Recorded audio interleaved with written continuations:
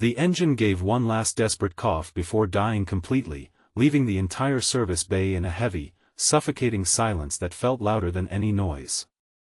Caspian Rowe stood frozen with grease on his hands and disbelief tightening in his chest as the luxury vehicle he had just repaired carefully, precisely, with every ounce of skill he had left in him refused to start after the final test. The bill was only $199, but the refusal that followed felt like something far heavier, something that cracked pride more than pockets. When the young CEO looked at him with cold impatience and said the payment would not be authorized, something inside the room shifted permanently, as if respect itself had been stripped from the air. Before this story continues, if you believe in kindness, forgiveness, hope, and second chances, take a moment to like this video, comment your thoughts, share it with someone who needs a reminder that life can change in an instant, and subscribe to our channel so you never miss another emotional journey like this. Caspian had not always been a mechanic fighting for every dollar. He had once been an aerospace engineer working on precision systems that never failed, until life fractured in ways no blueprint could predict.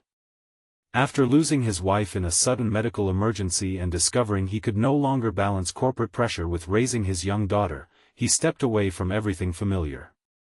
What remained was a small, sunlit repair shop on the edge of a busy industrial district, where every job meant survival and every customer meant hope. His daughter, Leora, often sat in the corner with worn coloring books, quietly believing her father could fix anything in the world even when the world itself refused to be fixed. The CEO who stood across from him that day was Vera Ellington, a woman known for her sharp decisions and sharper expectations. She had arrived in a polished vehicle worth more than the entire workshop, expecting speed and perfection, and Caspian had delivered both. The problem was not the work, but the refusal to recognize its value.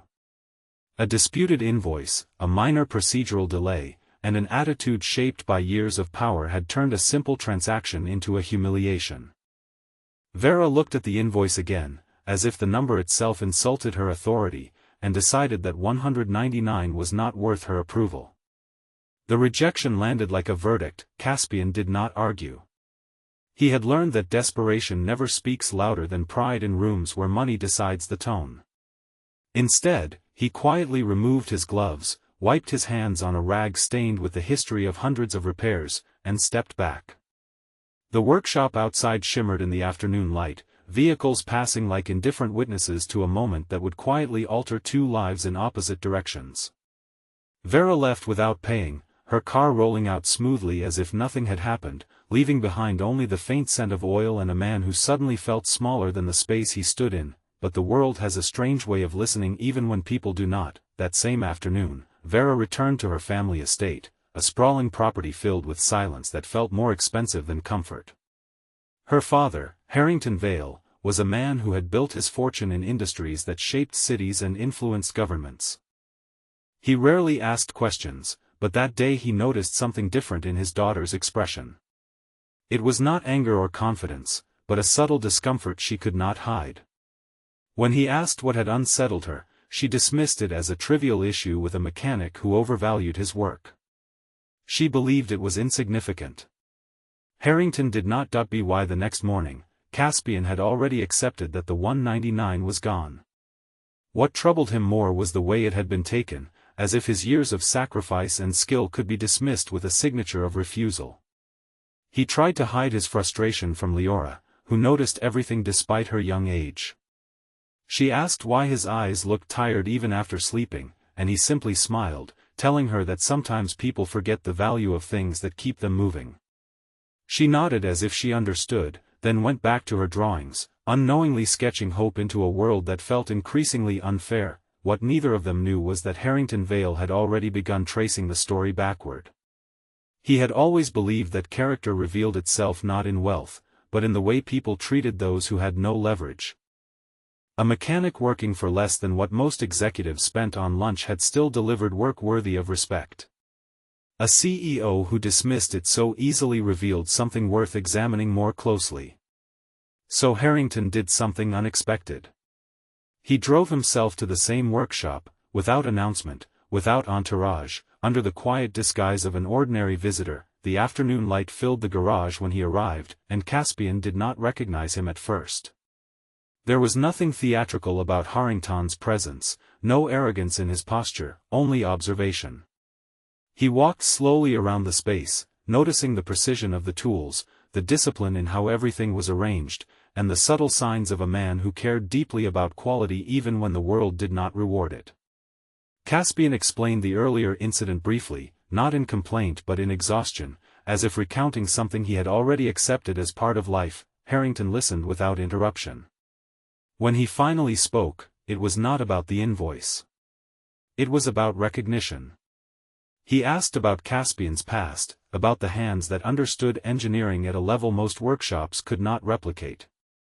The conversation revealed something deeper than mechanics. It revealed a man who had once built systems that guided aircraft through skies with precision, now reduced not by failure, but by circumstance and sacrifice. Harrington saw what his daughter had not taken the time to see. By the time he left, nothing had been formally promised. There were no dramatic statements, no emotional declarations. Only a quiet understanding that something had been overlooked. And sometimes, overlooked things carry the greatest weight. The following morning, Caspian arrived at his workshop expecting another ordinary day of struggling through repairs and managing bills that never seemed to shrink. Instead, he found an envelope delivered by courier, sealed with a level of formality that did not belong in his world. Inside was not just a check, but a document that made his breath hesitate. The amount written was 19 million, accompanied by a structured investment agreement tied to expanding his workshop into a full-scale engineering and restoration facility under Harrington Valle's private foundation. For several moments, he could not move. The numbers did not feel real, not because they were too large, but because they represented something he had stopped believing in: recognition without humiliation. The offer did not erase the past 24 hours, but it reframed them. It was not payment for 199. It was acknowledgement of a lifetime of skill that had been reduced too often by circumstances that never reflected his worth. When Vera learned what her father had done, the reaction inside her was not anger, but something far more uncomfortable. She revisited the workshop in her mind, replaying Caspian's calm silence, the dignity in how he had stepped back rather than fight for validation. For the first time, she realized that authority does not always equal understanding, and dismissal is not the same as judgment. She returned to the workshop that afternoon, not as a CEO, but as someone confronting the weight of her own assumption. Caspian did not react with resentment when she appeared again. Instead, there was only a quiet stillness between them, the kind that forms when lessons have already been learned in different ways. She did not ask for forgiveness in words, because some apologies are not spoken, they are shown. She acknowledged that value is not determined by position or pressure, but by the unseen effort behind every result. In the days that followed, the workshop began to transform, not just in structure but in purpose. Caspian did not become wealthy overnight in the way people imagine wealth. He became something rarer, stable, recognized, and able to rebuild a life that had once been interrupted by loss. Leora's laughter filled the space more often, echoing between tools and machinery like a reminder that future chapters were no longer written in survival alone. Vera, too, changed in ways that were less visible but deeply permanent. She began to question decisions she once made without hesitation, learning that leadership without empathy is just efficiency without meaning. And Harrington, in his quiet way, understood that his 19 million check was never about money at all. It was about restoring balance where judgment had once been too quick. Caspian never forgot the 199 that was denied. But over time, it stopped feeling like a wound and became something else entirely, a reminder that dignity sometimes has to be seen through loss before it is truly valued. If this story touched your heart, please like this video, leave a meaningful comment, share it with someone who needs hope today, and subscribe to our channel so you never miss another emotional journey. And before you go, leave a comment about what you think matters more in life: power or understanding, because stories like this live longer when we reflect on what they truly teach us.